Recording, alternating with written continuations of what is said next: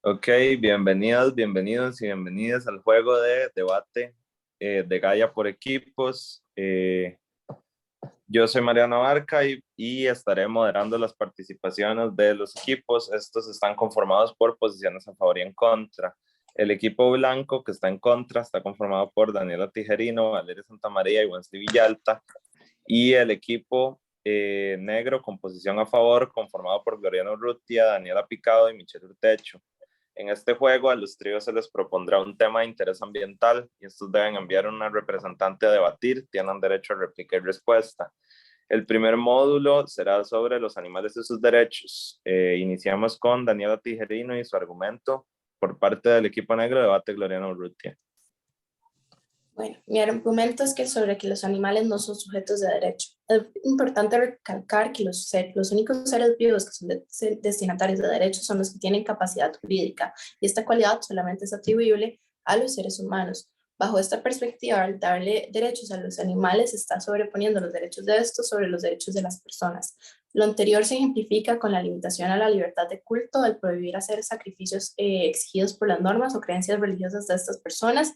Limita el derecho a la propiedad, ya que el animal tiene un tratamiento de objeto ante la ley, y limita la seguridad alimentaria al prohibir técnicas de aprovechamiento de los animales.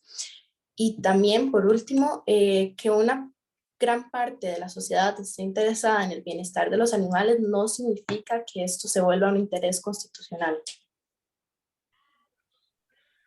Gloriana tiene el derecho a la réplica. Yo refuto el argumento anteriormente explicado bajo tres líneas importantes. Punto número uno, que la protección constitucional al medio ambiente actualmente es completamente antropocéntrica.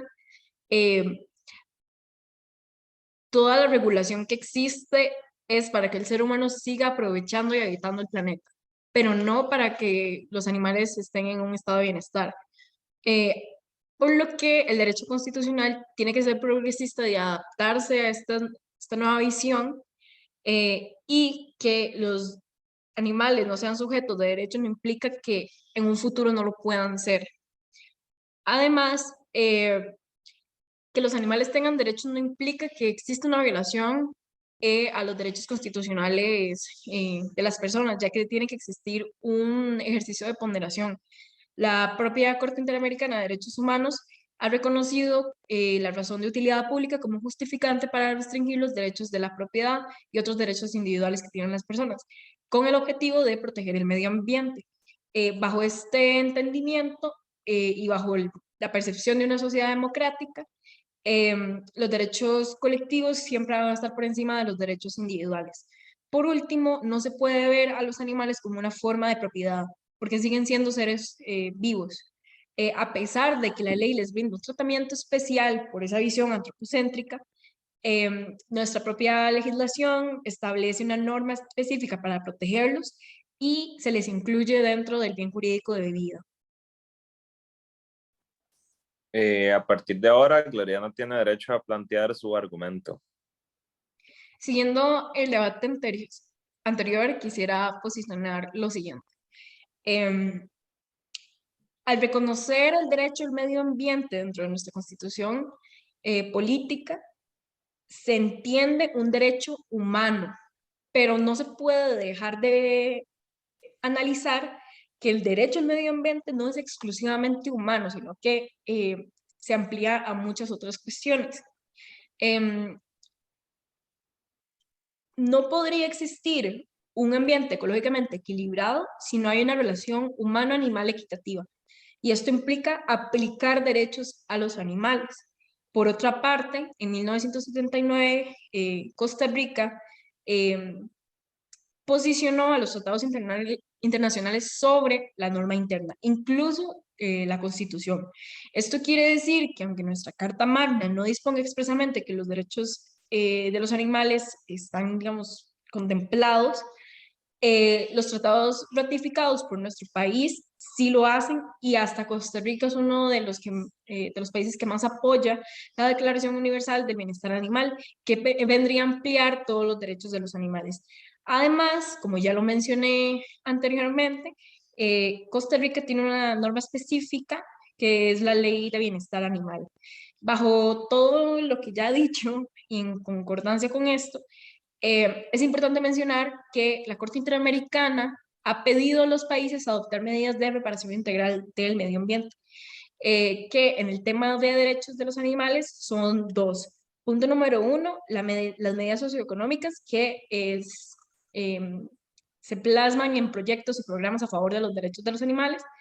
Y punto número dos, la medida de garantía de no repetición, que es básicamente el deber del Estado de ajustar el derecho interno a los derechos de los animales y generar capacitación sobre el tema. Daniela Tijerino tiene el derecho a la réplica. Primero que nada, es necesario recordar que los derechos fundamentales solo pueden ser limitados para salvaguardar otros bienes o intereses constitucionalmente protegidos. Y actualmente nuestra Constitución no establece ningún derecho al bienestar animal, aunque exista una norma especializada, esta tiene jerarquía de ley y conformidad al principio de jerarquía prevalece la disposición constitucional.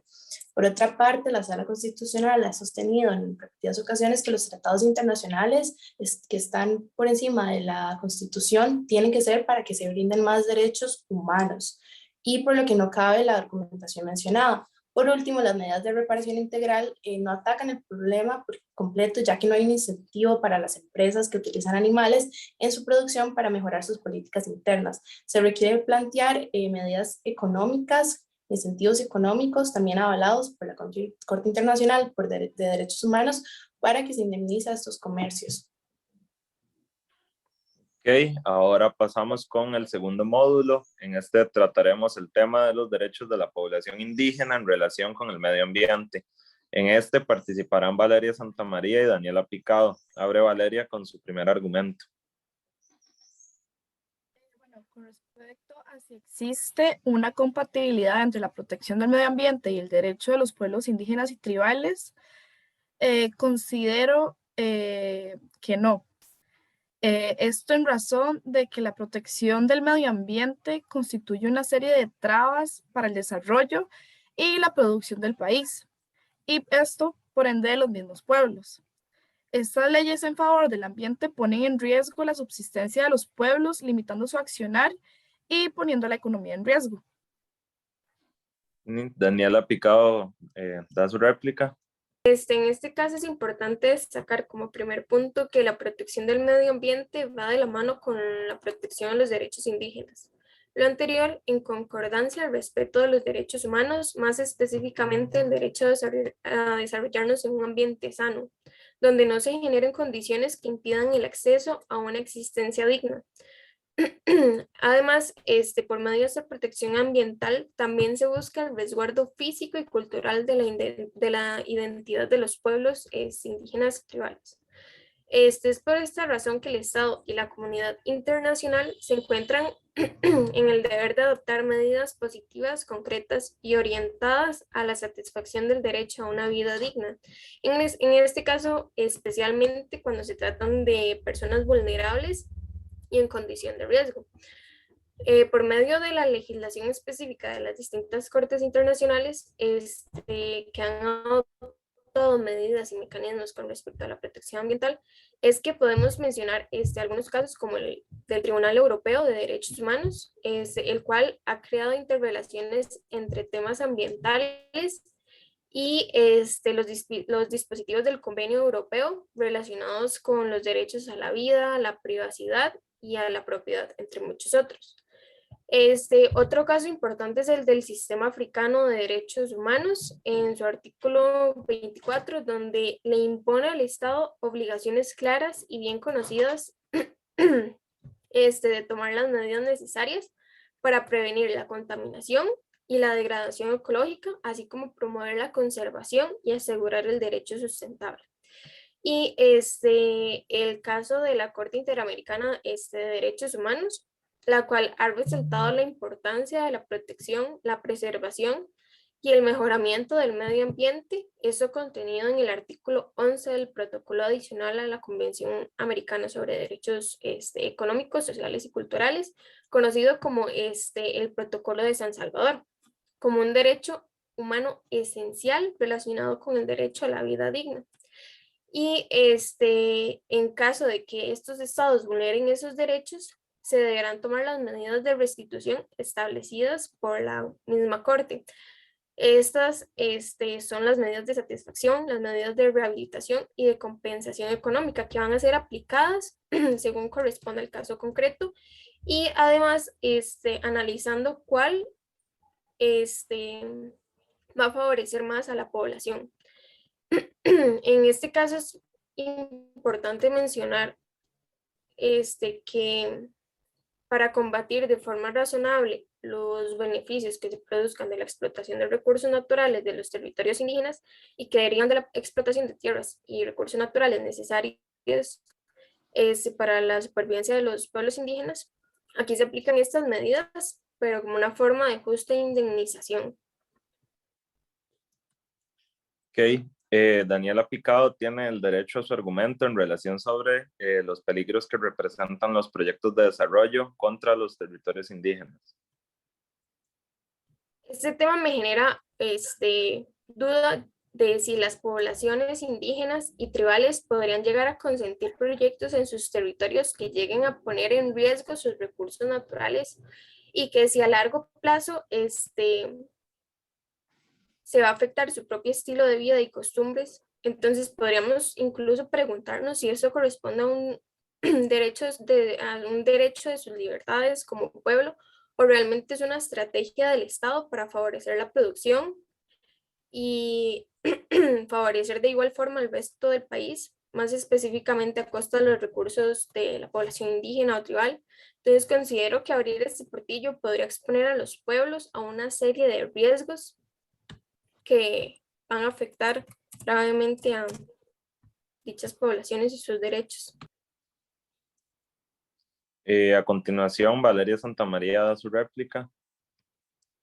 Bueno, yo considero que los proyectos de desarrollo en el territorio indígena y tribal no constituyen un peligro intrínseco, porque para la realización de proyectos se deben contemplar previamente varios aspectos para evitar la vulneración de sus recursos naturales y por ende los derechos de las poblaciones indígenas y tribales, esto a fin de proteger y preservar la relación de los miembros. Esto en el Estado de cumplir una serie de salvaguardas. Por ejemplo, consultar para obtener el consentimiento con buena fe y con el fin de llegar a un acuerdo conforme a las propias costumbres, tradiciones de la comunidad y métodos tradicionales para la toma de decisiones en las primeras etapas del proyecto en cuestión, y con previa entrega de toda la información relevante, inclusive de los posibles riesgos que se puedan dar.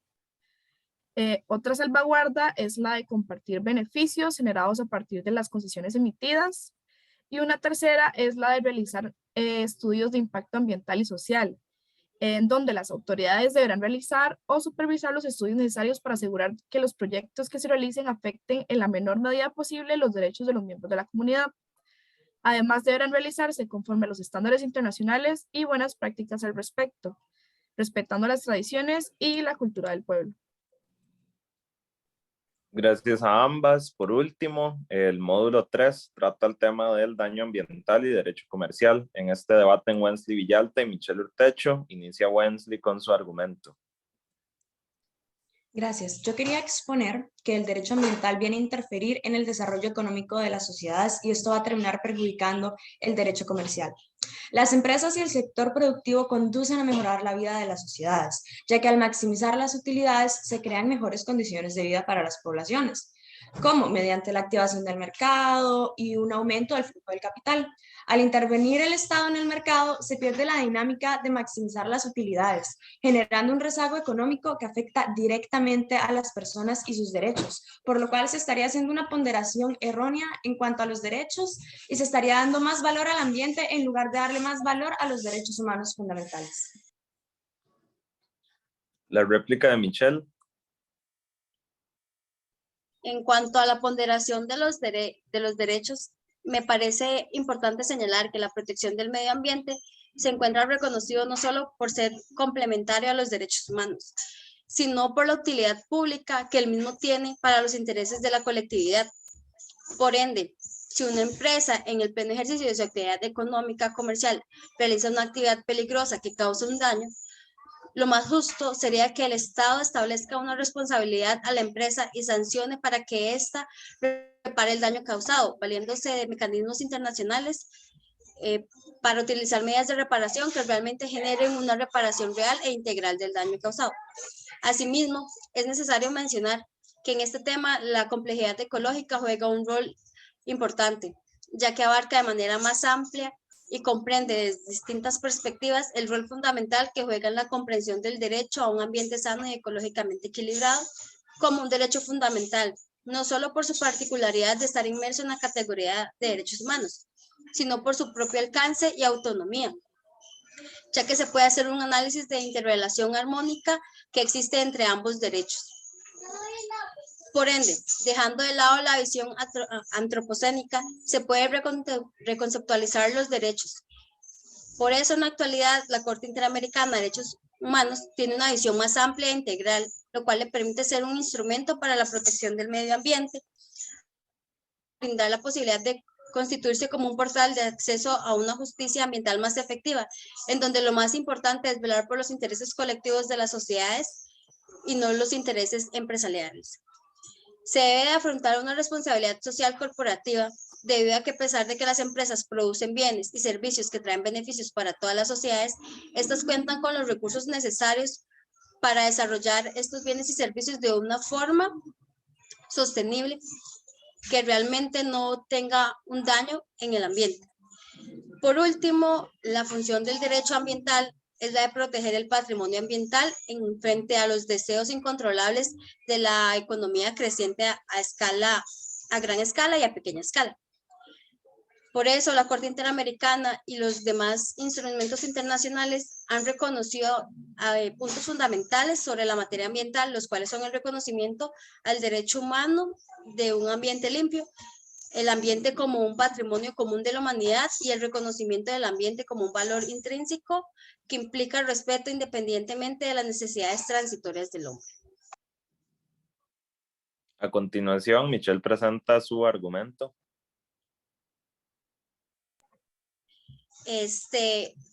Bueno, me parece necesario mencionar que la Corte Interamericana de Derechos Humanos es una ventana de protección para asegurar la responsabilidad de las empresas frente a los daños ambientales. Esto debido a que el derecho ambiental se encuentra intrínseco al concepto de una vida digna. Por ende, la Corte viene a fungir como un garante del respeto a todos los derechos humanos desde un enfoque amplio, donde se tiene como esencial el evitar condiciones negativas que impliquen el acceso a una vida digna. Ante esto, el Estado, mediante el apoyo de mecanismos internacionales, adopta medidas concretas orientadas a satisfacer correctamente el derecho a una vida digna de todas las personas y la protección del medio ambiente, puesto que esta es una condición necesaria para poder aspirar a una correcta protección.